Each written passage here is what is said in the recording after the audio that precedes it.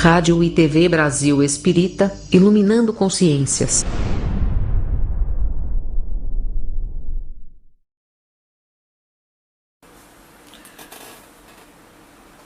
Amigos da Rádio Brasil Espírita de Maceió, que transmite esse nosso programa Epístolas de Paulo à Luz do Espiritismo, pela rádio, pela web TV, pelo Spotify, agora também acessível pelo sistema de informação da Alexia. Então é um prazer, estarmos mais uma vez junto a vocês para abordarmos a última epístola que foi elaborada por Paulo de Tarso. Nós estamos nos referindo à epístola aos Hebreus. Essa epístola, existe sim alguma polêmica, entre alguns historiadores clássicos, entre alguns estudiosos bíblicos do passado, quanto à autoria da epístola dirigida aos Hebreus. Então, existe aí várias versões, mas nós gostaríamos de fazer referência a dois momentos ou a dois autores principais. Primeiramente, citando um estudo bíblico que é bastante considerado, é bastante importante, que é a chamada Bíblia de MacArthur.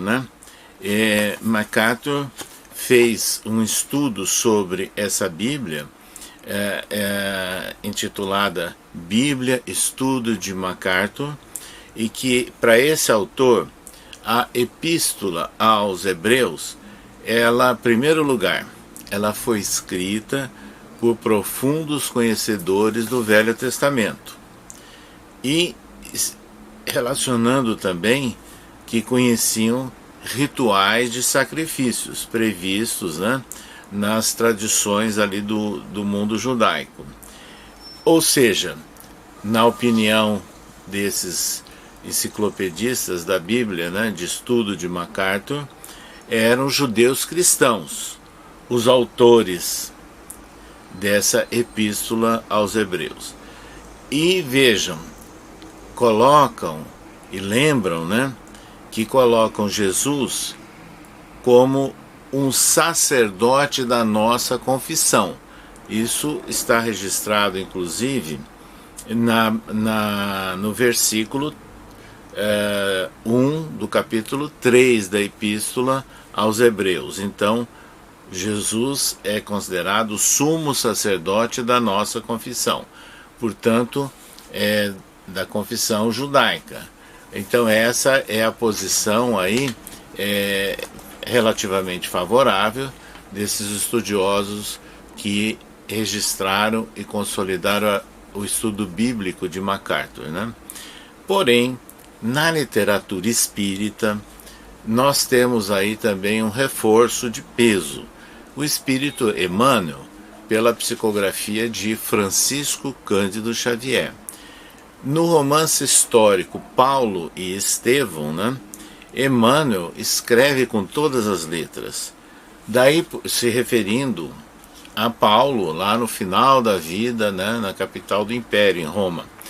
E escreve Emmanuel: daí por diante, aproveitando as últimas horas de cada dia, os companheiros de Paulo viram que ele escrevia um documento e que se dedicava a esse documento com profunda atenção.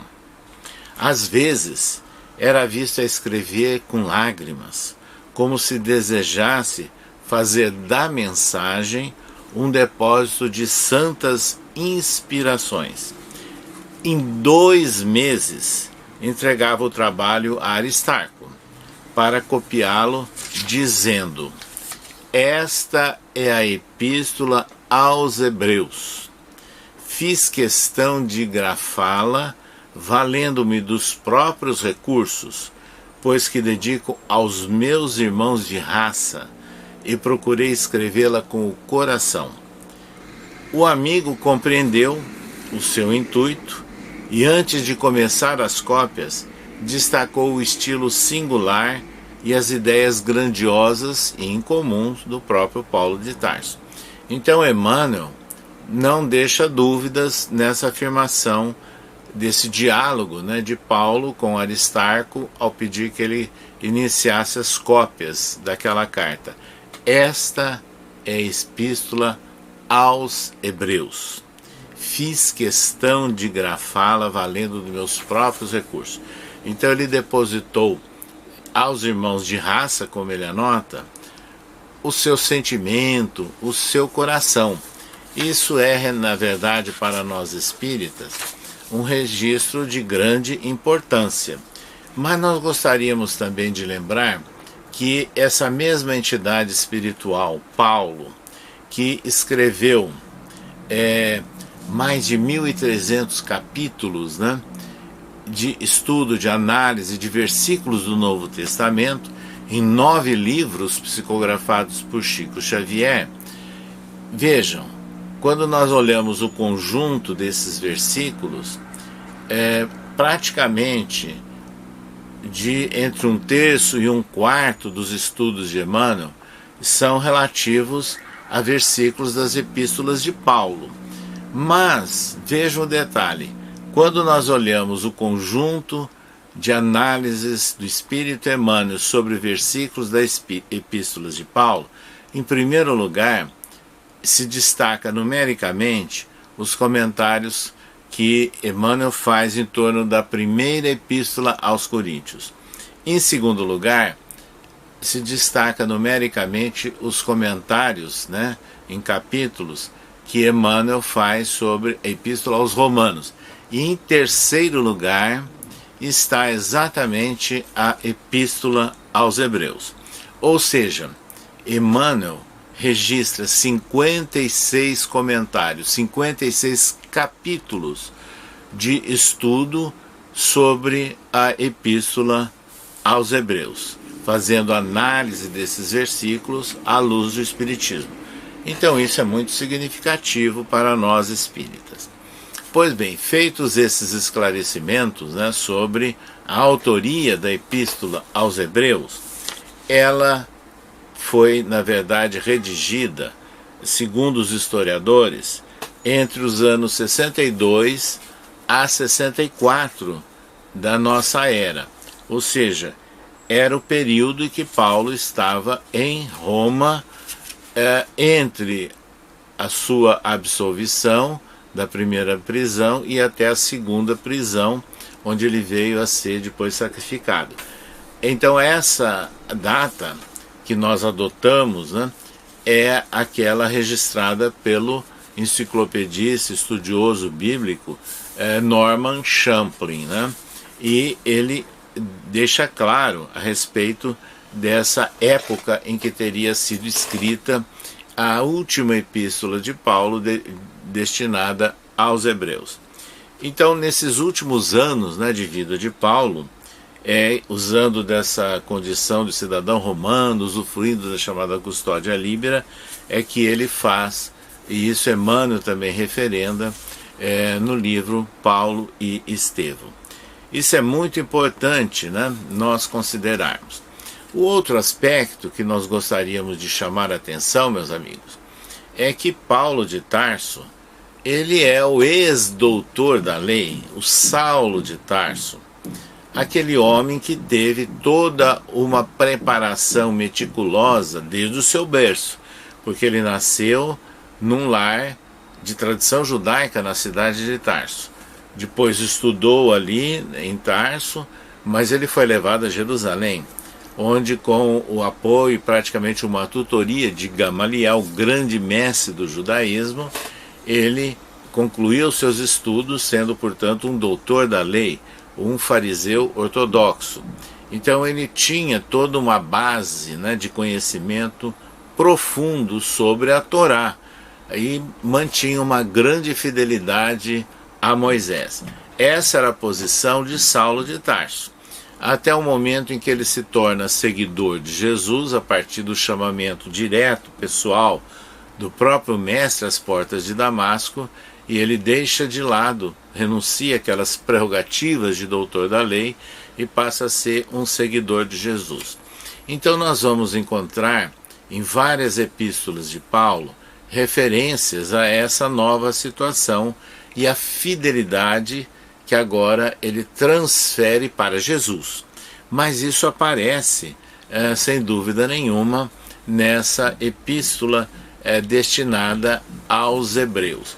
Então é interessante nós destacarmos, chamarmos atenção sobre alguns desses aspectos, né? Então vejam bem,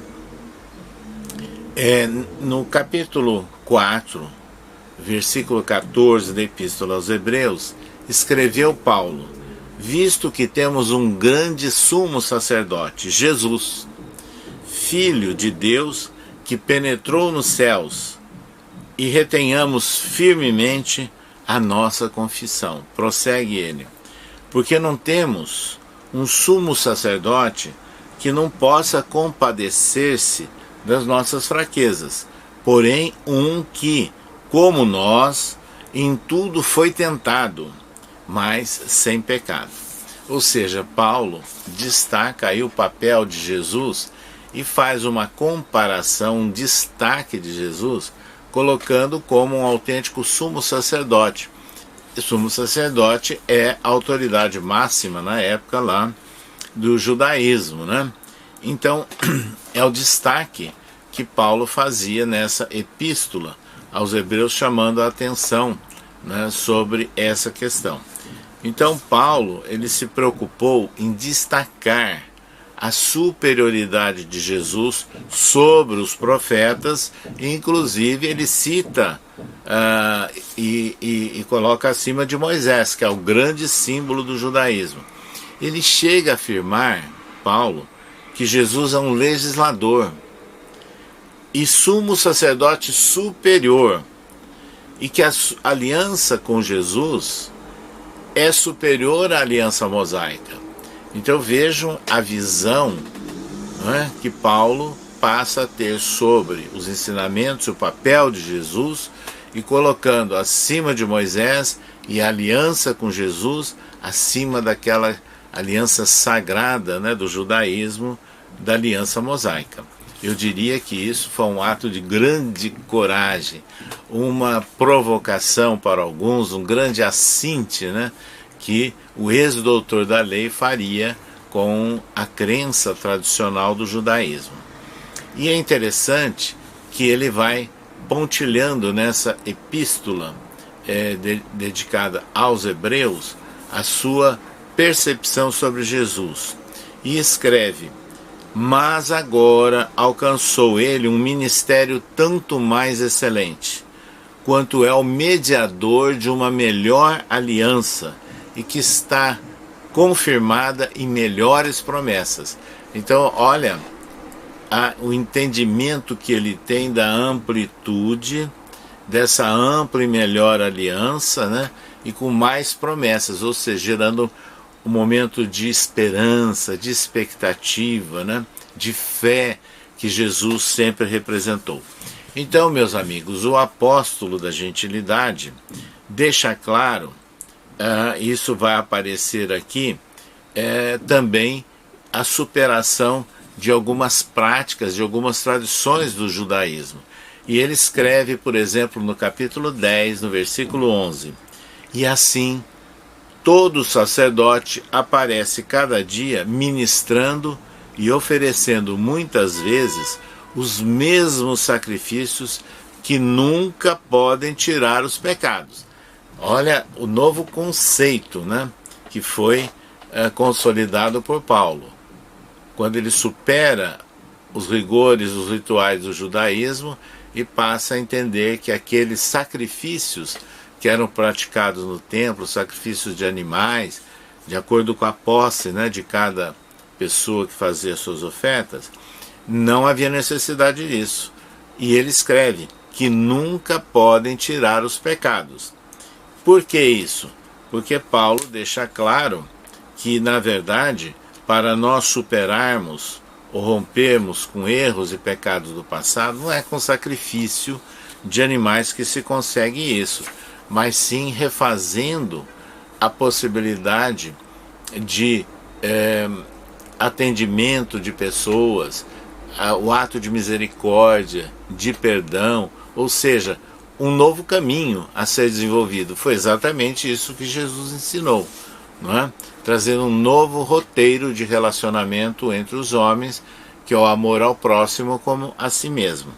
Então, meus amigos, vejam que nessas condições, Paulo vai, de certa forma, criticando e mostrando que as ideias de Jesus superam aquelas do judaísmo clássico.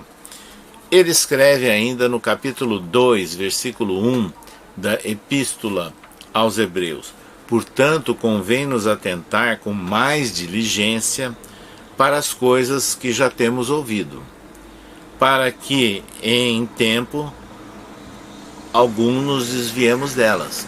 Então, seria uma orientação para a prevenção, a precaução, para nos desviarmos de algumas questões que levariam a problemas de relações entre as criaturas, e não mais adotando ideias de sacrifícios, rituais ou tradições, o formalismo do judaísmo, mas aquela moral exarada de Jesus de respeito ao próximo como a si mesmo. Então isso é importante para nós compreendermos, né? Vejam como nós vamos aumentando essa visão, né, que Paulo nos traz ao fazer essas reflexões dirigidas aos seus irmãos de raça, como ele diz, onde ele supera aquelas questões tradicionais do judaísmo e coloca no lugar os ensinos morais e a proposta de prática, né, trazida por Jesus. É assim, meus amigos, que nós vamos encontrando, né, muitas coisas interessantes, muitos registros extremamente oportunos feitos por parte de Emmanuel, né, o espírito que nós já falamos, que deu um destaque, né, aos comentários sobre as epístolas de Paulo, e notadamente em terceiro lugar na quantidade, né, de análises, a epístola dirigida aos Hebreus. Então, no livro Caminho, aliás, no livro Pão Nosso, Psicografia de Chico Xavier, Emmanuel comenta essa questão das oferendas, fazendo referência a versículo da epístola dirigida aos Hebreus. Então, ele passa a analisar tudo isso, escrevendo o seguinte: a maioria daqueles que oferecem dádivas materiais não procede assim ante as casas da fé, por amor à obra divina, mas com o propósito deliberado de comparar o favor do céu, eximindo-se do trabalho de autoaperfeiçoamento. É isso que Paulo trabalha claramente na Epístola aos Hebreus. Escreve Emmanuel: o Cristo forneceu preciosa resposta aos seus tutelados do mundo. Longe de pleitear quaisquer prerrogativas, não enviou substitutos ao Calvário ou animais para o sacrifício nos templos, mas sim abraçou, ele mesmo, a cruz pesada, imolando-se em favor das criaturas e dando a entender que todos os discípulos serão compelidos ao testemunho próprio no altar da própria vida. Quer dizer, Emmanuel deixa muito claro o papel de Jesus e o exemplo que ele nos deu de resignação, de renúncia e de testemunho, né, nessa circunstância da crucificação. Emmanuel comenta ainda em outros trechos, né, de obras psicografadas por Chico Xavier, o importante, com base nessa epístola aos Hebreus, ele faz referência e comenta aquele versículo: deixando os rudimentos da doutrina do Cristo, prossigamos até a perfeição, não lançando de novo o fundamento do arrependimento de obras mortas. Olha a referência que ele faz, referência de obras mortas. Então, recomenda Emmanuel, e ele registra: precavendo-se contra semelhantes males, afirmou Paulo com profundo acerto: deixando os rudimentos da doutrina de Jesus, prossigamos até a perfeição, abstendo-nos de repetir muitos arrependimentos, porque então não passaremos de autores de obras mortas. E aí encerra Emmanuel: evitemos assim a posição do aluno que estuda e jamais se harmoniza com a lição, recordando também que se o arrependimento é útil, de quando em quando o arrepender-se a toda hora é sinal de teimosia e de viciação. São comentários profundos os de Emmanuel, né? Aumentando e detalhando a interpretação feita por Paulo, né, na Epístola aos Hebreus. Então é essa tônica, né, que Paulo trabalha, né, na redação dirigida aos seus irmãos de raça. Então é muito significativo tudo isso. É importante assim, meus irmãos, nós entendermos, né, aquele contexto em que Paulo escreveu e por que ele escreveu aos seus irmãos de raça a chamada Epístola aos Hebreus.